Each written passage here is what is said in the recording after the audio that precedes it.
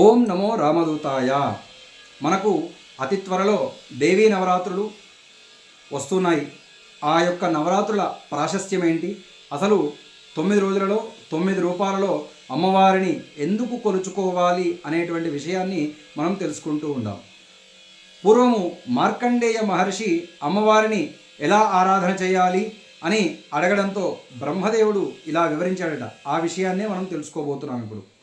ప్రథమం శైలపుత్రీ చ, ద్వితీయం బ్రహ్మచారిణి, తృతీయం చంద్రఘంటేతి, కూష్మాండేతి చతుర్థకం, పంచమం స్కందమాతేతి, షష్ఠం కాత్యాయనీతి చ, సప్తమం కాలరాత్రీ చ, మహాగౌరీతి చ అష్టమం, నవమం సిద్ధిదాత్రీ చ, నవదుర్గా ప్రకీర్తితా అని మొట్టమొదలు శైలపుత్రిగా, రెండవ రోజు బ్రహ్మచారిణిగా, మూడవ రోజు చంద్రఘంటగా, నాలుగవ రోజు కూష్మాండ రూపిణిగా, ఐదవ రోజు స్కందమాతగా, ఆరవ రోజు కాత్యాయనిగా, ఏడవ రోజు కాలరాత్రిగా, ఎనిమిదవ రోజు గౌరీ అమ్మవారిగా, తొమ్మిదవ రోజు సిద్ధిదాత్రిగా మనం కొలుస్తూ ఉంటాము.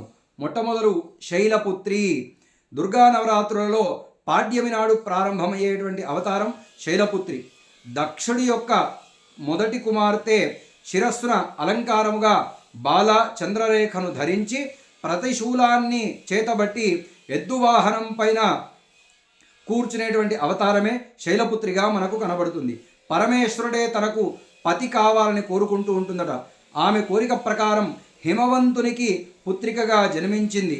ఆమె వాహనము ఎద్దు. ఎద్దులా మొద్దు స్వరూపాలైపోకుండా మానవులలో చురుకుదనాన్ని కలిగించడానికి సంకేతమే ఈ యొక్క శైలపుత్రి. ఈ రోజున అమ్మవారికి పొంగలి పులగము నైవేద్యం పెట్టించి అర్చించడం ద్వారా మన అభీష్టాలని కూడా సిద్ధింపజేస్తుందట. రెండవ స్వరూపము బ్రహ్మచారిణిగా మనకు కనబడుతుంది. దుర్గామాత రెండవ అవతారమైనటువంటి బ్రహ్మచారిణి పరమేశ్వరుణ్ణి భర్తగా పొందడానికి నారదుడి ఉపదేశ అనుసారము విపరీతమైనటువంటి ఘోరాతి ఘోరమైనటువంటి తపస్సులు చేస్తూ ఉంటుందట. ఆకులు కూడా తినకుండా ఉన్నందువల్ల అపర్ణగా కూడా ప్రసిద్ధి చెంది పరమేశ్వరుడిని భర్తగా పొందే వరకు ఈమె బ్రహ్మచారిణి. ఆమెకే కన్యాకుమారి అనేటువంటి మరొక పేరు కూడా ఉన్నది. ఈ అమ్మవారిని ఉపాసించేటువంటి వారికి అన్ని రంగాలలో కూడా విజయాలు సిద్ధిస్తాయి అని తెలుసుకోవాలి. మూడవ రూపం చంద్రఘంట.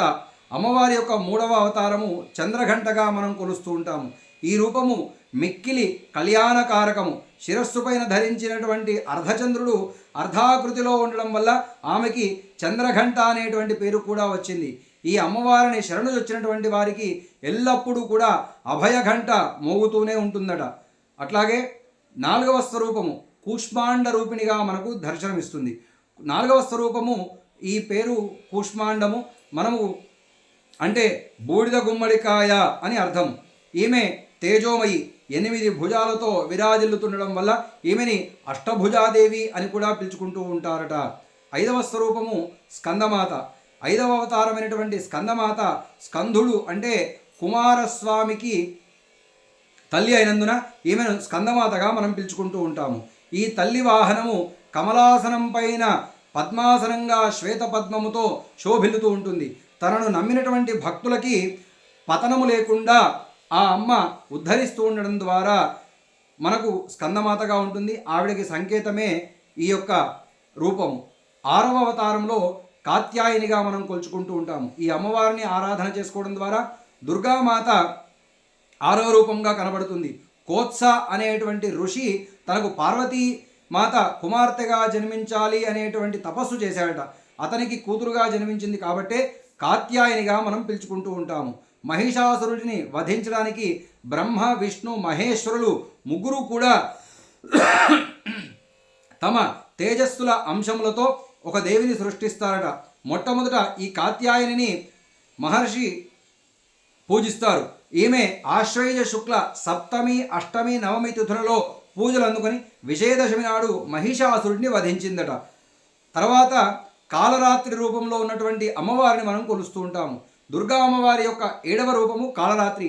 ఈమె శరీరము ఛాయ అంటే నీడలాగా నల్లగా చీకటిలా కనబడుతూ ఉంటుంది. అందుకే ఈ దేవికి కాలరాత్రి అనేటువంటి పేరు కూడా వచ్చింది. ఈమె వాహనము గాడిద. ఈ తల్లి ఎప్పుడూ కూడా శుభ ఫలితాలను ఇస్తుంది. అందువల్ల ఈమెని శుభంకరి అని కూడా పిలుచుకుంటూ ఉంటాము. ఆ తర్వాత గౌరీ అమ్మవారి స్వరూపంలో అమ్మవారిని కొలుస్తూ ఉంటాము. ఈవిడ పరమేశ్వరుడిని భర్తగా పొందడానికి కఠోరమైనటువంటి తపస్సును చేస్తుంది. దీని కారణంగా ఈమె దేహమంతా కూడా నల్లబడుతూ ఉంటుంది. ఆమె తపస్సుకు మెచ్చి ఈమె శరీరాన్ని గంగాజలముతో ప్రక్షాళనం చేస్తారు. దానివల్ల ఆమె శరీరం గౌరవర్ణముతో విద్యుత్తు కాంతులను వెదజల్లుతూ ఉంటుంది. అప్పటి నుండి ఆమె మహాగౌరిగా ప్రసిద్ధికెక్కింది. ఆ తర్వాత 9వ స్వరూపము సిద్ధిదాత్రి. దుర్గామాత యొక్క 9వ అవతారాన్ని మనము సిద్ధిదాత్రిగా పిలుచుకుంటూ ఉంటాము. ఈవిడ అన్ని సిద్ధులను ప్రసాదింపజేస్తుంది. పరమేశ్వరుడు సర్వసిద్ధులను ఈ దేవీ కృపతో పొందుతారని, ఆయన కూడా ఈ యొక్క దేవీ కృపతోనే పొందాడని మనకు దేవీ పురాణాలలో కనబడుతున్నాయి. కాబట్టి ఈ యొక్క అమ్మవారులను నియమనిష్టలతో అత్యంత భక్తి శ్రద్ధలతో ఆచరించినటువంటి వారికి విద్యా, ఉద్యోగ, వ్యాపార, వివాహ, సంతాన, ఆరోగ్య విషయాలలో ఎటువంటి ఇబ్బందులున్నా కూడా అన్నీ తొలగిపోయి, అంతేకాకుండా మన శరీరంలో ఉన్నటువంటి కామ, క్రోధ, లోభ, మోహ, మద, మాత్సర్యం అనేటువంటి అరిషడ్వర్గాలను కూడా నిగ్రహించుకునేటువంటి శక్తి అంతఃశత్రువులు అట్లాగే బహిశత్రువులను కూడా మనము విజయం సాధించడానికి మార్గాన్ని చూపమని అమ్మవారికి వేడుకుంటూ ఈ యొక్క నవరాత్రులలో అత్యంత శ్రద్ధలతో అమ్మవారిని పూజించి సర్వదా విజయప్రదాలు పొందాలని ప్రతి ఒక్కరికి తెలియజేస్తూ ఓం నమో రామదూతాయ.